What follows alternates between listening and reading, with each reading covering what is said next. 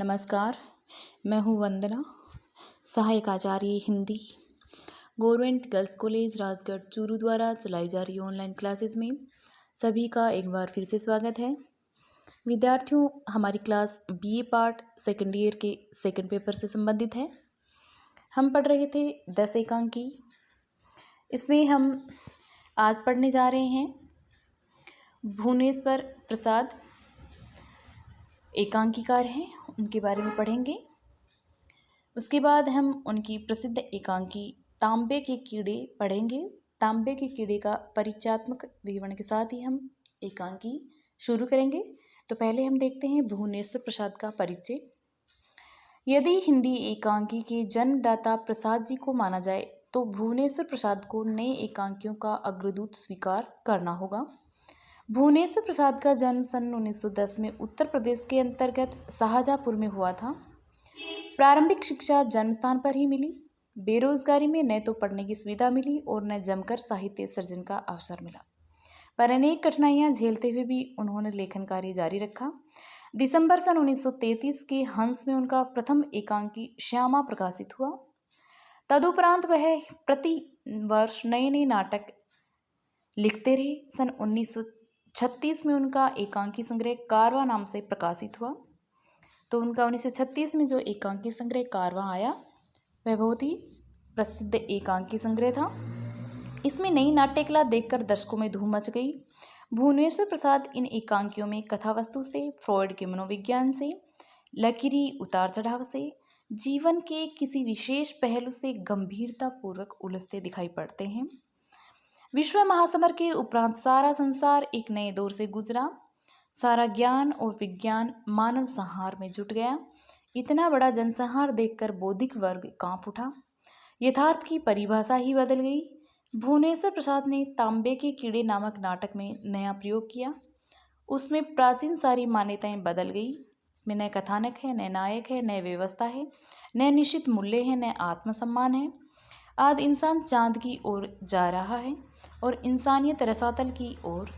अजब हैरानी है। ऐसा ही भुवनेश्वर प्रसाद ने तांबे के कीड़े एकांकी में दर्शाया है। भुवनेश्वर प्रसाद ने सन 1946 में तांबे के कीड़े, सन 1948 में इतिहास की कैंचुल, सन 1949 में आज़ादी की नीति, जेरूसलम, सिकंदर, 1950 में अकबर, चंगेज खां और सिंकों की गाड़ी की रचना की। ये सब एकांकी नई दिशा की सूचना दे रहे हैं, जिनमें पुरानी मान्यताएं धराशायी होती जा रही है। अब पढ़ते हैं हम तांबे के कीड़े। हिंदी में एबस नाटक का आरंभ भुवनेश्वर ने किया तथा इस दृष्टि से तांबे के कीड़े उनका श्रेष्ठतम एकांकी है, जिसमें न कथानक की तारतम्यता है और न ही घटनाओं का संगठन भी है। किसी क्रम में नहीं है। पात्रों की संयोजना भी इस तरह नहीं है कि उनके चरित्र स्पष्ट रूप से उभर कर आए। नाटक का अनाउंसर अमूर्त बातें करता है। यह भी स्पष्ट नहीं होता है कि वह किस बाबत घोषणाएं कर रहा है। एक परेशान रमणी नहीं जानती कि वह क्यों परेशान है, जबकि मशरूब पति उसकी बेचैनी का कारण निर्मला को मानता है। पर निर्मला परेशान रमणी के बारे में कुछ जानती ही नहीं। निर्मला तो उसके लिए उन्हीं बादलों में रहती है। थका हुआ उम्र सफर अपनी थकान से परेशान है, पर अपने अतीत की बराबर याद करता है। पूरे एकांकी में इसी तरह की स्थितियां, जिनका परस्पर संघर्ष जोड़ना भी बहुत ही कठिन है, पर पूरा एकांकी बहुत ही प्रभावशाली है।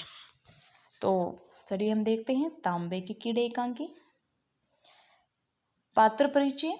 अनाउंसर है, एक परेशान रमणी है, एक मशरूब पति है, एक थका हुआ अफसर है, पागल आया है, एक रिक्शा कूली है, कुछ और आवाज़ें हैं। बड़े आदमियों के ड्राइंग रूमों के लिए एक छोटा सा नाटक है। यह नाटक ड्राइंग रूम के लिए ही है। औसत साइज के ड्राइंग रूम में एक तरफ दीवार से जरा हटा एक काला स्क्रीन खड़ा किया गया है, जिसके बराबर अनाउंसर, जिसे स्त्री ही होना चाहिए, खड़ी है। अनाउंसर के कपड़े रंग बिरंगे होने हैं। एक फूलदार ड्रेसिंग गाउन, रेशमी साफा, एक शोक चौड़े कमरबंद से काम चल सकता है। उसके हाथ में एक बड़ा सा तिब्बती लामाओं का सा झुंझुना है। अनाउंसर हाथ में झुंझुने को हिलाकर अकेले और बसेरा सामान हम इस संसार में आए। स्क्रीन के पीछे से कुछ गंभीर मर्दानी आवाज़ें। कौन कौन यहाँ सदा अकेला नहीं रहा? किसने किसने अपने पड़ोसी का चेहरा पहचाना? एक स्त्री की आवाज़। किसने किसने अपनी आत्मा से जीवन के आदि मुहूर्त को सिसकते सुबकते नहीं सुना? अकेले और बसेरो सामान हम भूले हुए रास्ते खोजते हैं। हम अपना खोया हुआ भाई तलाश करते रहते हैं जो बचपन में घर छोड़कर चला गया है। एक पत्थर, एक पत्ती, एक शब्द जिसके पीछे एक अनजाई और अनहोनी शुरुआत है। अनाउंसर झुंझुना हिलाती है, आवाज़ें रुक जाती है। गांग अनाउंसर, हम सवालात उठाते हैं।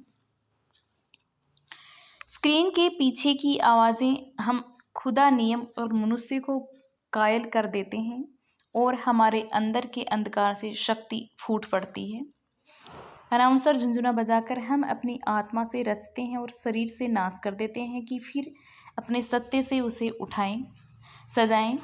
स्क्रीन से के पीछे की आवाज़ें, आओ हम इसे किसी बाजार में बेच दें। मृत्यु और नाश की इस निर्दयी केमिस्ट्री को क्षण भर में खत्म कर दें कि हम आंखें तरेरते सवालों से बच सकें।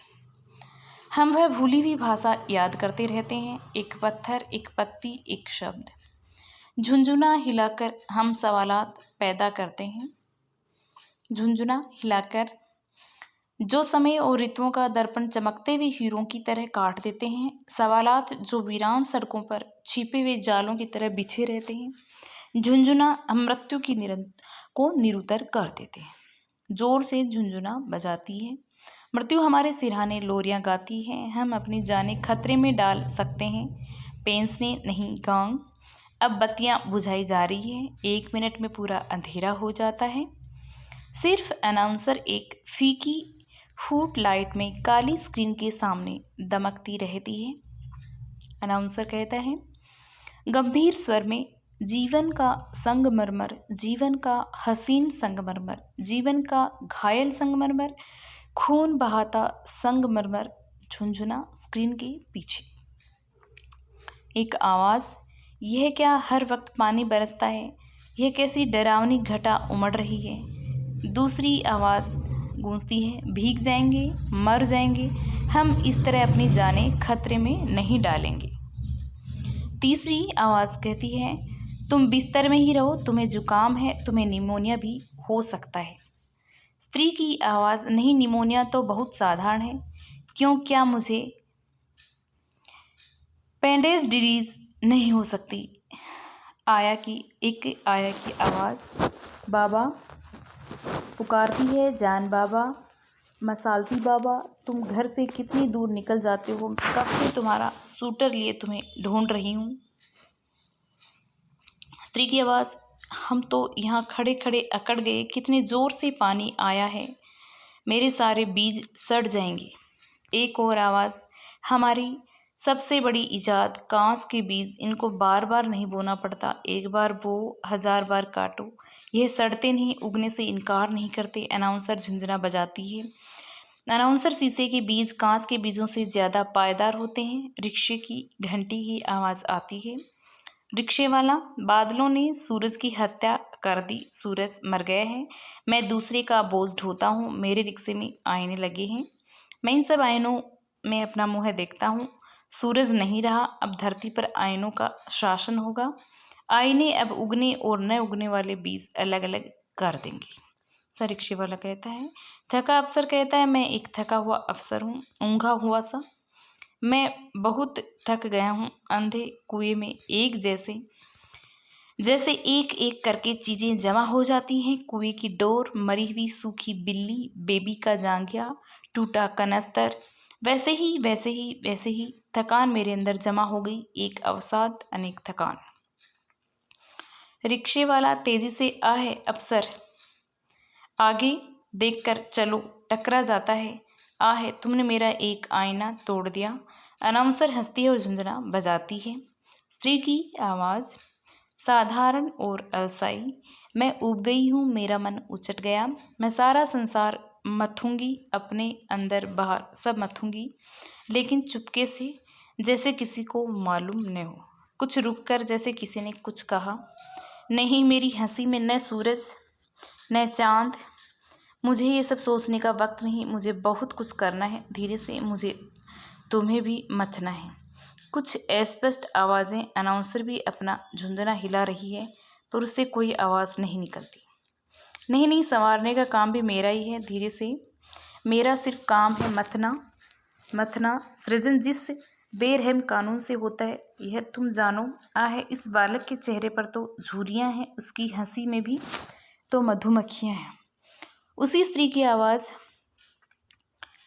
तहजीब याफ्ता सर्दी में आदमी की फीलिंग्स भी जम जाती है। जानते हो तुम स्वीटहार्ट, इतनी देर में तुमने मुझसे जो कुछ कहा मैंने कुछ सुना ही नहीं। सब तो बड़े सुंदर थे, बिल्कुल बच्चों की तरह।